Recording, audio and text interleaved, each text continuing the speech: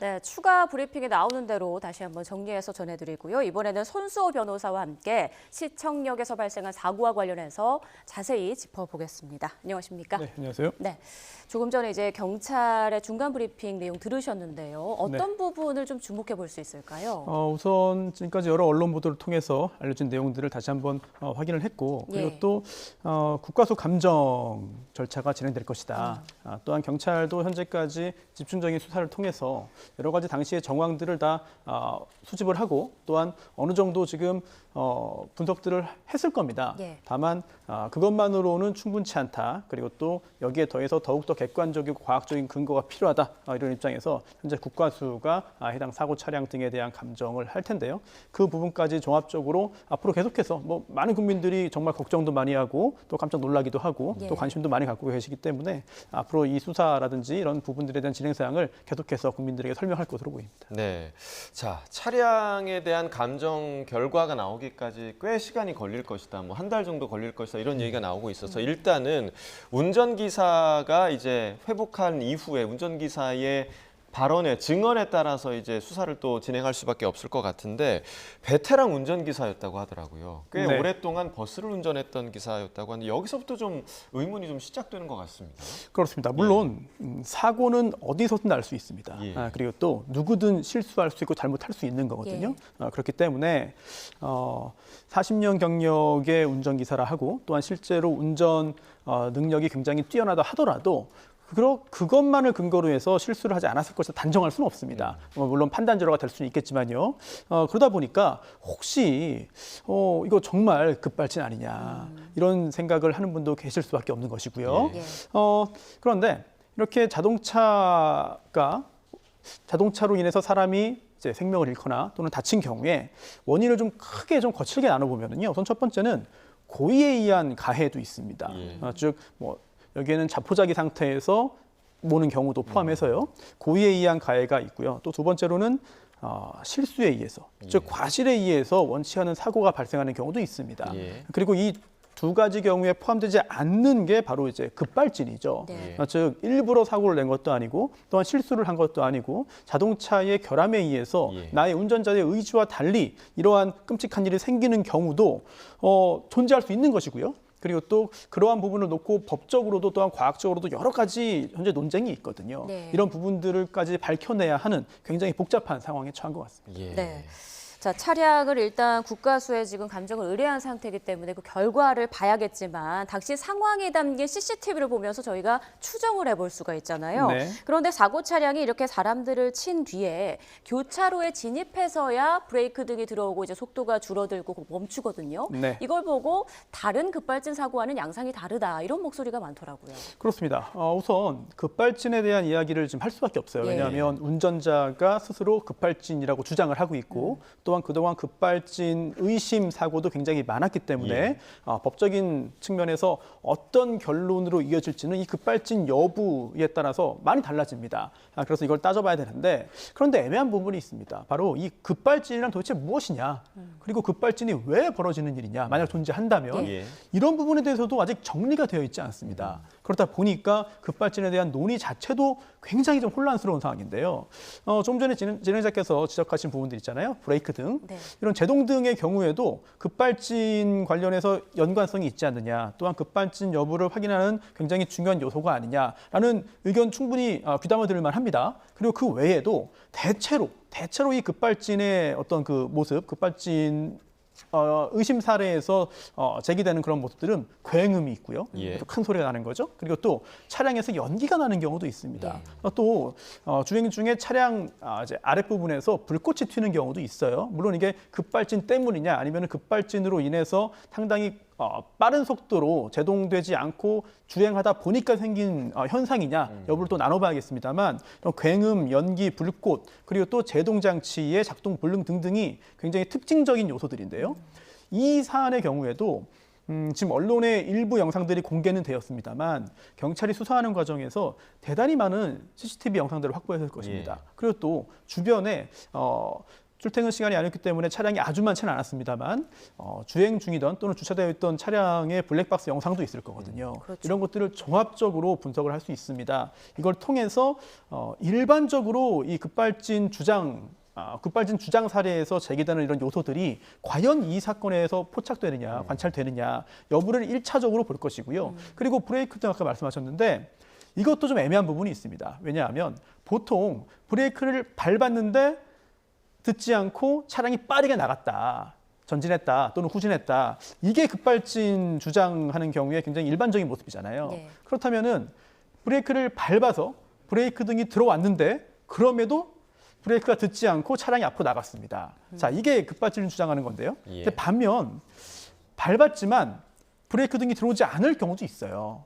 왜냐하면 이 급발진이라고 하는 게 최근에는 단순한 기계적인 모습보다도 차량이 전자화되면서 어디선가 확인되지 않는, 포착되지 않는 전자적인 어떤 결함에 의한 것이라는 추정을 할 수 있거든요. 예. 그렇다면 이 브레이크 역시 전자화된 지가 오래됐는데 브레이크는 그러면 급발진에 의해서 차량에 어떤 오류가 생겼는데 그럼 브레이크는 정상적으로 작동했다고 누가 장담할 수 있느냐. 이런 부분들. 브레이크 등 하나만 가지고 판단하기는 굉장히 좀 힘든 상황이라고 할 수 있겠죠. 네, 그러니까 브레이크 등이 켜졌더라도 브레이크 자체가 고장 났을 수 있다라는 말씀이시잖아요. 뭐 이제 운전자의 주장대로 이게 이 차량의 급발진이었다, 차량의 결함이었다라고 만약에 판명이 나더라도 네. 좀 이렇게 좀 받아들여지지 않는 부분은 그렇다면 핸들도 조작이 불가능했느냐? 왜 사람들이 있는 보행자들이 있는 쪽으로 차량이 돌진을 했느냐? 이 부분도 그러니까 회피 행위를 했느냐? 이 부분도 좀 쟁점일 것 같아요. 그렇습니다. 그동안 주장되었던 급발진 사례들에서 주장 사례들에서 대체로 이 차량의 가속과 제동은 조작할 수 없었지만 이제 조향 장치죠. 이제 방향을 움직일 수는 있는 경우가 거의 대부분입니다. 방향조차 조종할 수 없었던 경우는 쉽게 찾아보기 어렵거든요. 따라서 설령 급발진이었다 하더라도 피해를 최소화할 수 있는 그리고 또 계속해서 주행하기보다는 빠르게 주변의 구조물들에 일부러 이제 충돌을 해서 이러한 그 원치 않는 주행을 멈추는 시도를 할 수 있었을 텐데 그렇지 않았다는 부분에 대해서는 결과적으로는 여러 가지 지적이 나올 수밖에 없거든요. 다만 이런 부분들은 모두 급발진이었음을 전제로 하는 것입니다. 만약에 그게 아니라 고의적인 주행이었거나 아니면 과실, 즉 실수에 의한 운전 미숙 또는 부주의로 인한 그런 잘못이었다고 한다면 사실 이런 걸 논하기에 앞서서 훨씬 더 법적인 책임들은 커질 수밖에 없겠죠. 네. 자, 일부 언론에서는 이런 내용도 전했습니다. 그러니까 운전자가 사고 직후에 자신이 다니던 버스에서 동료에게 이제 전화를 걸어서 형 이거 급발진이야라고 말을 했다는 건데요.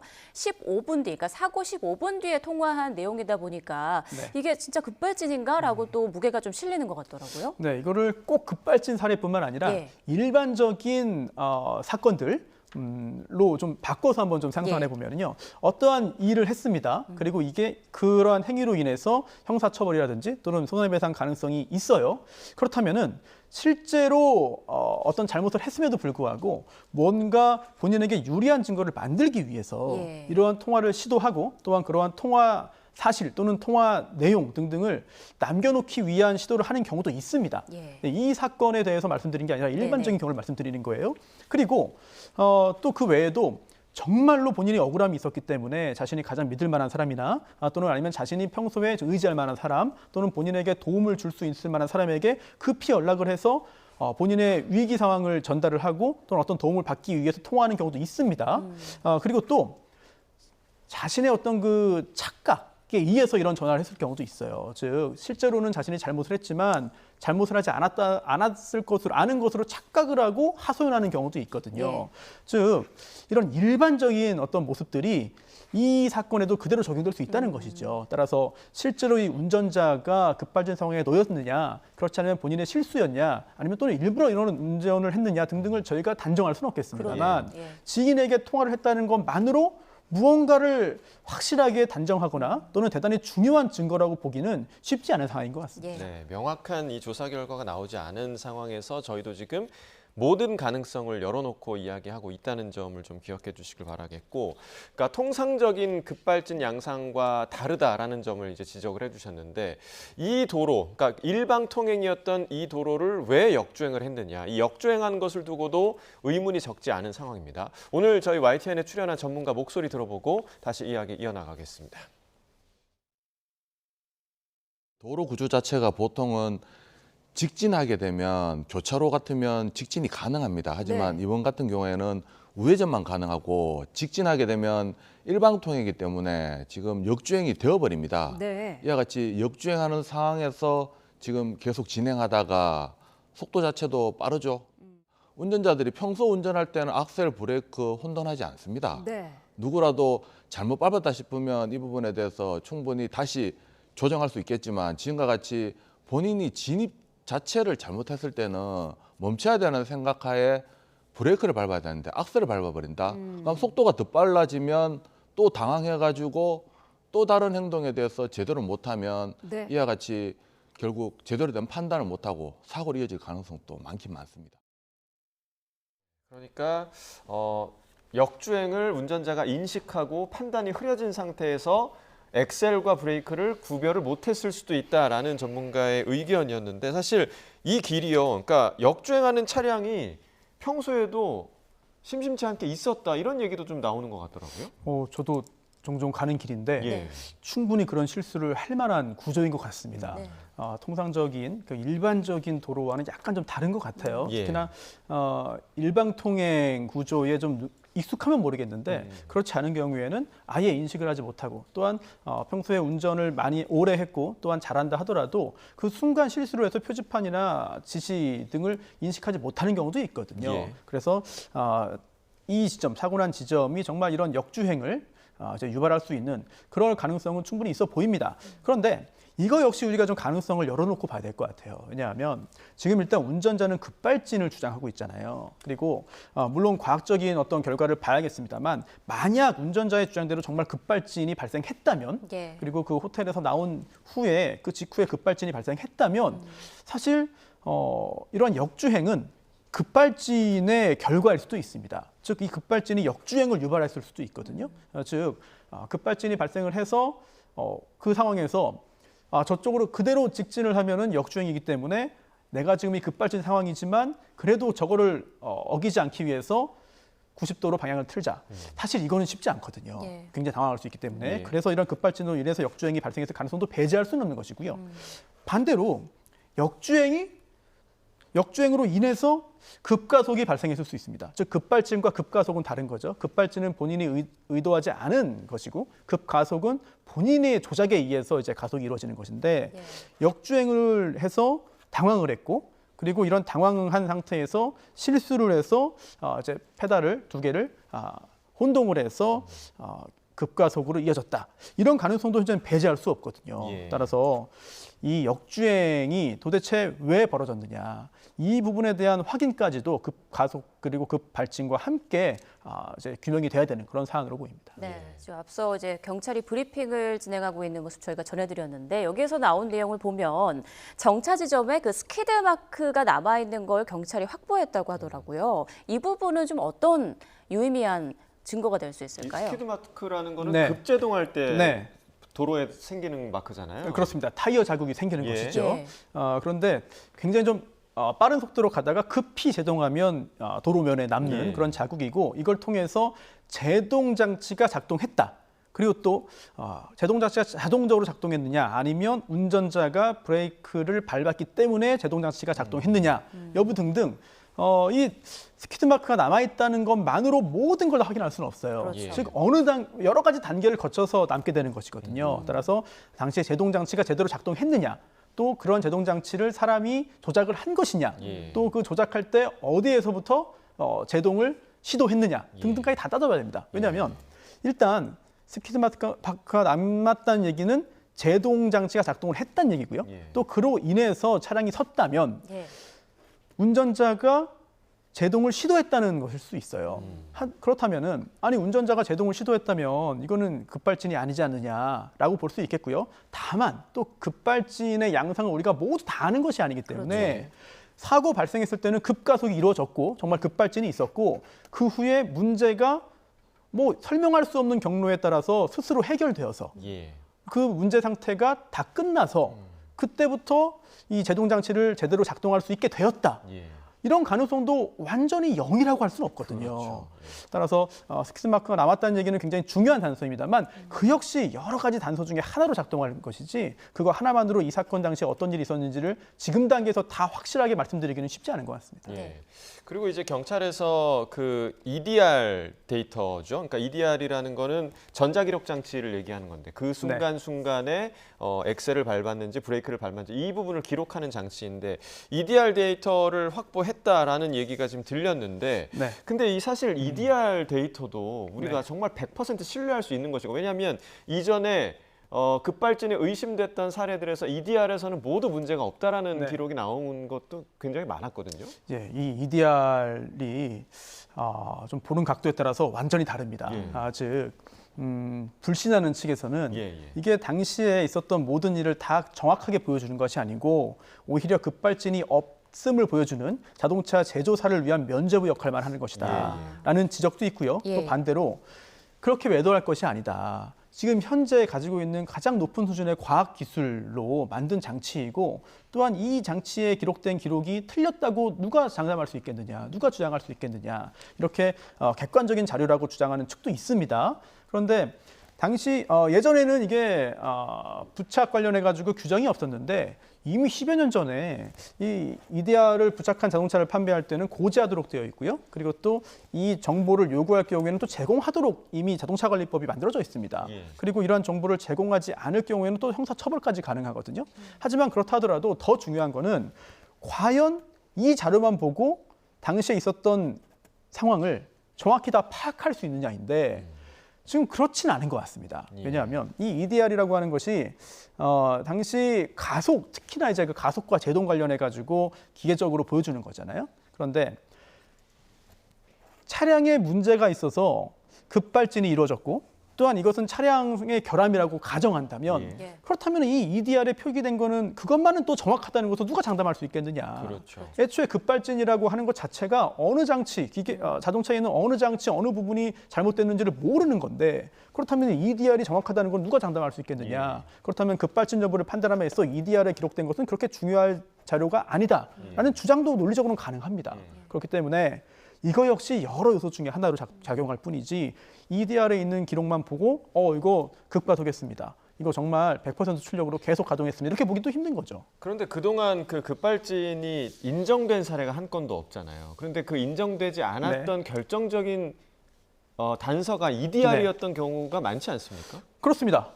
당연히 그렇고요. 특히 지금 이 부분을 말씀드리기 위해서는 일단 그 인정, 급발진의 인정이라고 하는 것은 결국 법원의 인정 또는 네. 수사기관 단계에서의 수사 단계에서의 인정을 이제 살펴봐야 되는데 네. 이걸 민사와 형사를 좀 나눠봐야 돼요. 그래서 우선 형사는 범죄를 저질렀느냐 여부를 따지는 것이고요. 예.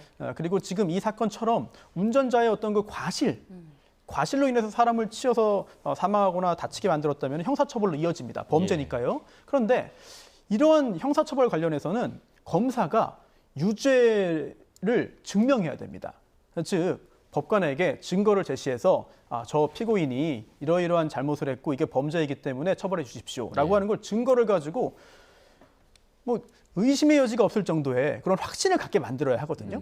근데 거기에서 약간 애매한데 잘 모르겠는데 야 이거 확신할 수 없는데 이거 정말 급발진일 가능성도 배제할 수 없는 거 아니야? 정도만 되어도 무죄가 나옵니다. 예. 네, 그렇기 때문에 형사에서는 그렇고요. 또 반대로 그래서 형사에서는 급발진임이 확인된 건 아니지만 급발진일 가능성도 배제할 수 없으니까 무죄라고 한 대법원 판례도 있습니다.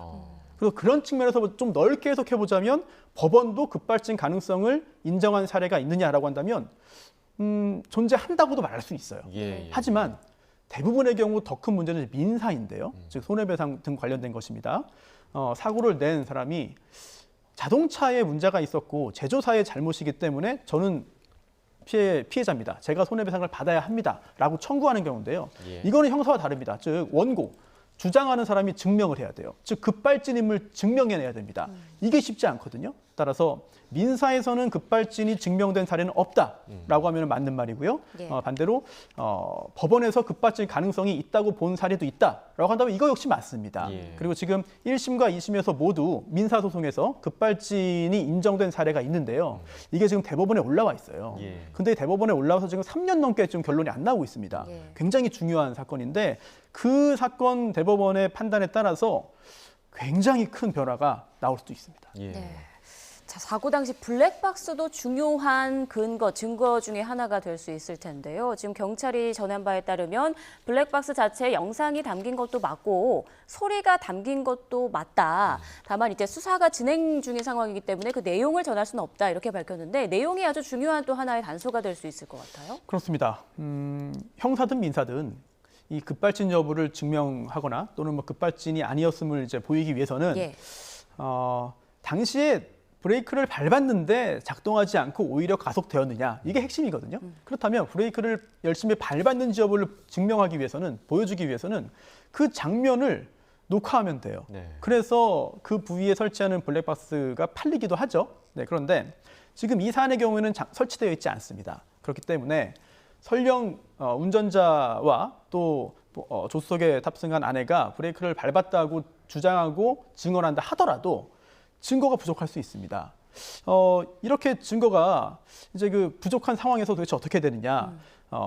차 내에 설치되어 있던 이제 그 블랙박스 예. 이게 음성 기능을 활성화시킬 수도 있는 것이고 예. 또 이 사안에서는 음성 기능이 켜져 있었다고 하잖아요. 네. 그렇다면 도대체 어떤 내용이 녹음되어 있느냐? 그것만 가지고 다 파악할 수는 없지만 예를 들어 어떤 갈등이 있었고 또한 그 갈등 때문에 흥분해서 운전을 했다면 이 부분은 급발진 가능성은 사실상 없다고 볼 수 있는 예, 것이고요. 예. 반대로 특정한 일 없이 특별한 일 없이 정상적인 운전을 했는데 갑자기 차가 이상하게 움직여서 놀라는 모습들이 그렇죠. 담겨 예. 있다면 예. 이건 또 반대로 급발진의 어떤 단서가 될 수도 있거든요. 예. 그 부분을 확인해야 되는데 지금까지 알려진 바에 따르면은 이 사안에서는 특별하게 급발진 여부를 판단할 수 있을 만한 음성은 없다는 보도들이 지금 나오고 있잖아요. 예. 네, 그렇기 때문에 음성만으로 좀 더 좀 효과적인 유효한 그런 그 단서를 좀 확보하기를 원했을 그런 분들에게는 네. 약간 좀 아쉬운 상황인 것 같습니다. 네, 그러니까 이제 어제 이제 그런 루머가 있었습니다. 운전자와 동승자 간의 갈등이 있었다. 근데 그 부분에 대해서는 오늘 경찰도 사실이 아닌 걸로 보인다라고 이제 기자들의 질문에 대답을 한 것으로 보이고 이 아내가 또 어떤 증언을 하는지 왜냐하면 조수석에 타고 있었기 때문에 이 아내도 어떤 취지로 대답을 했냐면 이 제동 장치가 오작동했다라는 취지로 진술을 했다고 하더라고요. 네. 이 부분은 좀 눈여겨봐야 할 부분이겠죠? 그렇습니다. 사실 급발진 여부를 판단하기가 쉽지 않기 때문에 예. 여러 정보를 다 종합을 해야 되는 것이고요. 특히 그 중에서 뭐 당연히 남편 편을 들 것이다라고 단순하게 생각할 것이 아니라 예.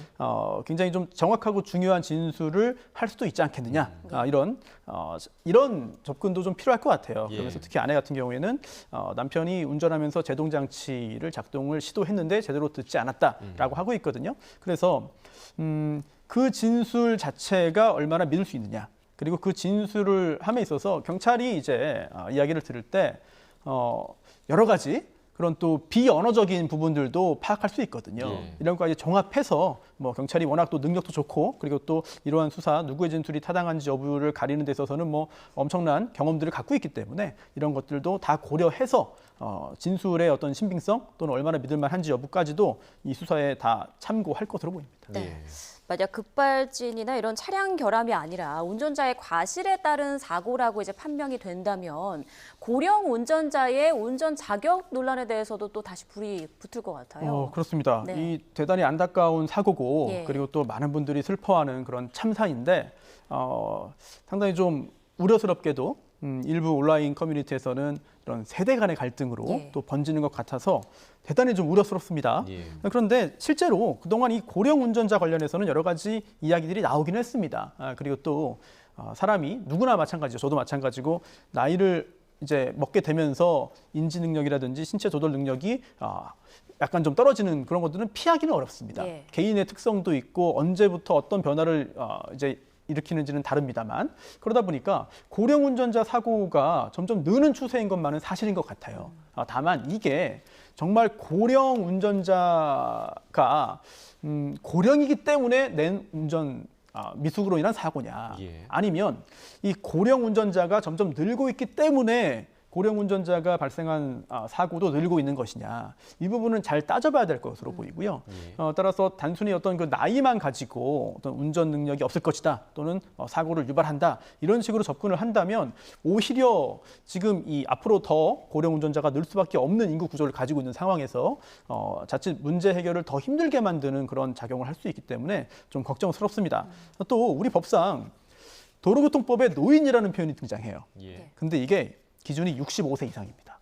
근데 이게 우리 일반 지금 이 함께 생활을 하면서 그렇죠. 예. 가지고 있는 관념상 65세는 노인이라고 하면은 이게 참 와닿지 않거든요. 예. 네, 그리고 또 지금 이 운전자도 네네. 60대잖아요. 그렇습니다. 예. 그리고 우리 법상 65세를 기준으로 하고요. 또 75세를 기준으로 해서 운전면허 취득이라든지 갱신 또는 적성검사 관련해서 여러 가지 의무를 두기도 합니다. 그리고 또 75세 이상의 경우에는 교통안전교육을 받도록 하고 있고요. 예. 65세 이상의 경우에는 또 교육 받도록 이제 권장하는 그런 규정도 있는데 이런 걸 다 떠나서 이 고령 운전자의 기준을 좀 명확히 하고 그리고 또 이 고령 운전 다 그런 건 아니겠습니다만 정말 고령 운전자로 인해서 발생하는 사고가 있다면 그리고 뭔가 그런 문제를 해결해야 될 그런 필요성이 점점 더 늘어난다면 적극적인 조치를 취할 수도 있어요. 다만 섬세한 좀 정책적인 고려가 필요한 게 예. 무턱대고 고령 운전자들을 다 어떤 교통에 위해를 일으키는 사람들로 몰아간다면 예. 자발적인 면허 반납이라든지 또는 교육 이수라든지 이런 것들을 점점 더 어렵게 할 수 있거든요. 얼마 전에도 올해도 굉장히 좀 강력한 조치를 취하려고 하다가 고속도로 운전 금지라든지 좌초한 적이 있거든요. 예. 그렇다면은 정책 당국에서도 이번 사건을 계기로 해서 상당히 큰 교훈을 얻고 그리고 섬세하게 접근해서 문제를 해결해야 한다는 그런 좀 깨달음을 얻어야 하지 않을까 그런 생각도 듭니다. 예, 계속해서 좀 경찰 수사를 좀 지켜봐야 할 것 같고요. 자, 이제 다음 주제로 넘어가 보겠는데요. 준비된 영상 함께 보시겠습니다.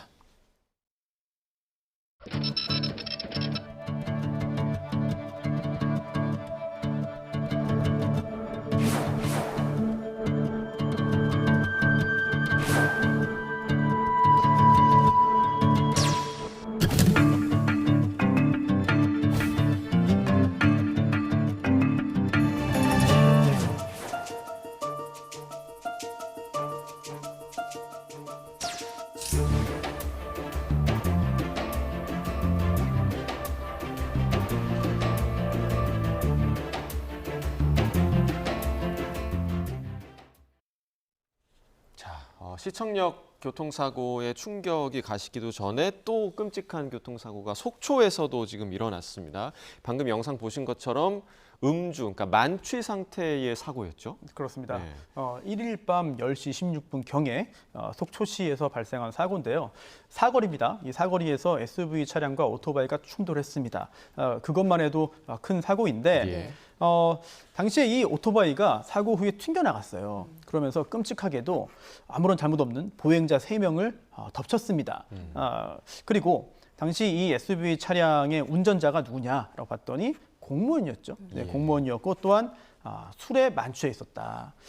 그렇기 때문에 일어나지 않을 수 있었던 사고, 피할 수 있었던 피해인데도 불구하고 이런 음주운전으로 인해서 발생했기 때문에 굉장히 많은 이제 시민들이 분노하고 있고요. 심지어 보행자 중에 한 명은 심정지 상태로 병원에 이제 이송이 됐고 네. 그리고 또 오토바이 운전자 역시 중상을 입은 대단히 큰 사고가 벌어졌습니다. 예. 네, 말씀하신 대로 만취 운전자가 이제 공무원이고 오토바이는 또 무면허로 고등학생이 운전했다고 네. 하는데 둘 다 정말 무책임하네요. 그렇습니다. 예. 당연히 공무원 신분으로 만취 상태에서 운전을 해서 사고를 낸 운전자 역시 예. 당연히 비난받아 마땅하고 그에 응당한 책임을 져야 할 것이고요. 또한 오토바이 운전자도 마찬가지예요. 본인도 크게 다쳤습니다만 예.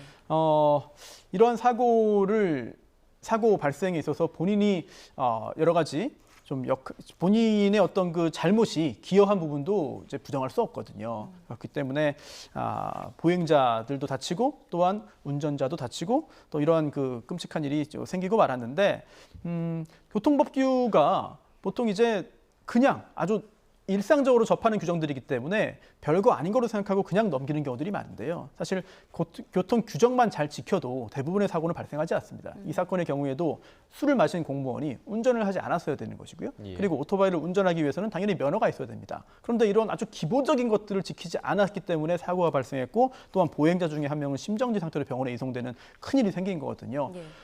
저도 그렇고 또 진행자분들도 마찬가지고 예. 또 시청자분들까지도 모두 다 운전할 때 규정들을 다 잘 지켜야 한다. 뭐 이런 부분들 다시 한번 좀 생각을 하면 좋겠습니다. 예, 자 이제 이 공무원이 만취 공무원이 양양군에 속한 공무원이었습니다. 이제 양양군에서는 경찰의 처분이 나오게 되면 해당 공무원에 대해서 이제 징계 여부를 결정하겠다 이렇게 방침을 세웠는데 어떤 처벌을 받게 됩니까? 이런 경우 상당히 중요한 변수들이 있습니다. 즉 이번이 처음이냐. 네, 즉 음주 상태에서 술에 취해서 운전을 했는데 이게 처음인지 여부를 좀 따져볼 필요가 있어요. 예. 그래서 만약에 여러 차례 반복된 경우라고 한다면 더욱더 엄한 처벌을 피하기는 힘들 것으로 보이고요. 예. 그리고 또 피해자들과의 합의 여부도 굉장히 중요한 영향을 미칠 수 있습니다. 게다가 처벌과 함께 또 이제 공무원이기 때문에 징계도 이어질 수 있거든요. 처벌 수위가 어느 정도인지 그리고 예. 또 지금 현재 만취 상태로만 드러났지 혈중 알코올 농도가 구체적으로 어느 정도인지가 정확히 나타나진 않은 것 같아요. 물론 수사가 좀 더 진전되고 그리고 또 나중에 재판이 이루어진다면은 정보가 나오겠습니다만 어느 정도로 취한 상태였는지에 따라서도 이제 처벌 수위 또 그에 따른 징계 수위 등등이 달라질 수 있겠습니다. 네, 앞서 시청역 사고도 그렇고 이번 사고도 그렇고 이렇게 횡단보도, 뭐 인도에 서 있던 시민들이 네. 가만히 있다가 이런 사고 참변을 당했거든요. 네. 여기에 대한 어떤 대책도 좀 필요할 것 같아요. 많은 분들이 기억을 하실 텐데요. 이런 일이 계속해서 발생합니다. 예. 특히 지금 이 속초 사고는 음주운전자와 무면허 오토바이의 사고로 인해서 2차 피해를 당한 것이고 예. 그리고 또 시청 사고의 경우에는 지금 현재 급발진 여부가 논란이지 않습니까? 그런 역주행도 있었고 반면 그런 게 아니라 이제 교통섬이라고 하죠. 신호를 기다리기 위해서 많은 사람들이 이제 모여 있는 그 장소에 운전 부주의로 뭐 대형 차량이 덮쳐서 큰 인명사고가 발생한 경우들이 계속해서 반복되고 있습니다. 예. 그렇다면은 가드레일 설치라든지 또는 보호 장비 설치라든지 이런 것들도 고려해야 되는데 지금 이 시청 사고에도요 굉장히 빠른 속도로 차량이 주행했기 때문에 어쩔 수 없다라고 볼 수도 있겠습니다만 보행자 안전을 위해 설치했던 그런 기구들이 너무나 손쉽게 부서졌습니다. 예. 그리고 또 인명 피해를 막지 못하는 결과도 있었거든요. 예. 과연 어느 정도 우리가 이런 사고가 계속 반복되고 있는데도 물론 사고라는 게 완전히 사고를 사라지게 하는 방법은 존재하지 않습니다. 다만 줄이기 위한 노력을 해야 될 것이고 또한 사고가 발생했을 경우에는 인명 피해를 줄이기 위한 그런 노력들을 계속해서 해야 되는데 과연 어느 정도로 경각심을 가지고 우리 사회가 대처해 나왔는지에 대해서도 반성할 부분이 있는 것 같습니다. 네, 늘 이렇게 이제 사후약방문 같은 그런 느낌을 지울 수가 없는데 지금 뭐 안전 펜스 같은 경우도 네. 이 재질이나 이런 것들이 굉장히 좀 가볍고 정말 이게 안전을 위한 펜스였느냐라는 의문이 지금 계속해서 나오고 있거든요. 네, 사실 도로에 설치하는 이런 구조물도 목적이 다 다릅니다. 예. 즉 차량이 떨어지지 않도록 막는 것도 있고요. 그리고 또 차량이 넘어오지 않도록 만든 것도 있고 또는 그런 기능이 아니라 무단횡단을 막기 위한 것들도 있어요. 예. 따라서 지금 이 사고 현장에 설치되어 있던 것들이 어떤 목적으로 설치되었고 또는 어떤 재질이었고 이랬는지 여부를 좀 따져봐야겠습니다만 이번 사고를 계기로 해서 정말 상상하지 못한 일이 생길 수 있다. 그렇기 때문에 그런 경우까지 대비할 수 있는 그런 대응 자세가 좀 필요하지 않을까 생각됩니다. 네, 예. 이번에 이제 만취 운전자가 이제 군청 공무원으로 드러난 건데 사실 음주운전 사고 최근에 정말 이슈가 되고 있잖아요. 음주운전 처벌 수위가 더 높아져야 한다 이런 목소리도 나오고 있는데 좀 어떻게 네. 생각하세요? 그렇습니다. 물론 음주운전 처벌을 현실화하고 좀 더 높인다 하더라도 음주운전자는 계속 나올 가능성이 큽니다. 하지만 처벌의 여러 가지, 형사처벌의 여러 가지 목적과 기능이 있습니다만 그 중에 하나가 또 재범 방지거든요.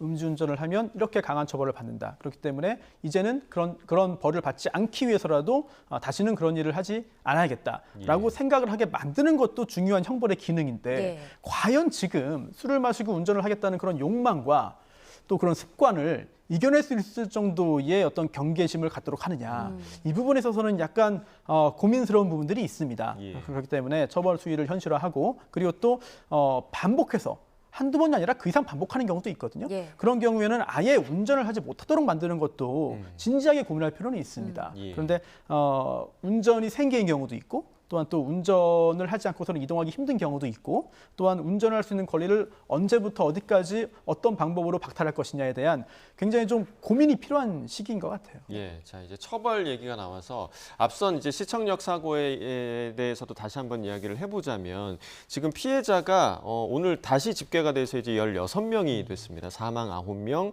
부상 7명이 됐는데 이 정도 피해자를 낸 엄청나게 큰 사고였는데도 불구하고 지금 이 예상되는 처벌이 굉장히 경미할 것이다. 이런 예측들도 좀 나오고 있거든요. 이 운전자에 대한 처벌 수위는 어느 정도로 좀 예상을 하십니까? 일단 지금 일부러 가해를 한 건 아니고요. 예. 그리고 또 급발진이 아니라는 가정을 좀 해야 됩니다. 왜냐하면 급발진인 경우에는 아예 과실이 없기 때문에 형사처벌 받지 않을 가능성도 있는 거예요. 예. 따라서 고의적인 범죄도 아니고 급발진도 아니고 과실에 의해서 사람이 사망하고 다쳤다. 이렇게 전제한다면은 이제 교특법에 있는 업무상 과실치사상이 성립하는데요. 예. 게다가 지금 음주 상태도 아닙니다. 또 약물에 의한 운전도 아닙니다. 예. 또 기타 어떤 위험한 운전을 한 것도 아닙니다. 그렇다면은 이런 경우에 한 명을 이제 다치게 하거나 사망하게 한 경우에 대략적으로 이제 금고 1년 정도 형이 선고되는 경우도 있거든요. 예. 네, 그런데 합의 여부도 변수가 되고 그리고 또 피해자가 굉장히 많기 때문에 이런 부분도 영향을 줄 수가 있겠고요. 그리고 또 아직 다 드러나지 않았습니다만 기타 교통 관련 법규가 아니더라도 다른 범법 행위 여부라든지 이런 것도 따져봐야 되는 것이고 또 과실에 의한 사고이지만 이 사건을 좀 되짚어 보면은 역주행을 했어요. 예. 역주행을 했습니다. 예. 급발진이 아니라면 역주행을 했고 그리고 또 이제 인도로 침범을 했습니다. 예. 또 그 과정에서 신호등을 위반했을 가능성도 있는 것이고 등등등을 따져 본다면은 이런 유사한 사례, 과거 사례에 비해서는 처벌 수위가 높을 수밖에 없는데 그렇다 하더라도 이제 시청자분들께서 느끼는 그런 그 법 감정 예. 또는 처벌에 대해서 처벌 필요성 또는 원하는 처벌 수위와는 좀 거리가 있는 그런 결론이 나올 가능성이 있는 것이고요. 다만 지금 말씀드린 거는 급발진이 아니라는 전제로 말씀드렸다는 점. 예. 만약 운전자 부부의 주장대로 급발진이었다면 이러한 논의를 할 필요도 없이 형사적으로는 무죄 또는 불기소로 이어질 가능성도 배제할 수는 없습니다. 네, 시청역 사고 정말 의문점이 여전히 많고 앞으로 밝혀져야 할 것들이 굉장히 많은데요. 경찰 수사 결과를 좀 지켜봐야겠습니다. 지금까지 손수호 변호사와 함께했습니다. 고맙습니다. 네, 고맙습니다.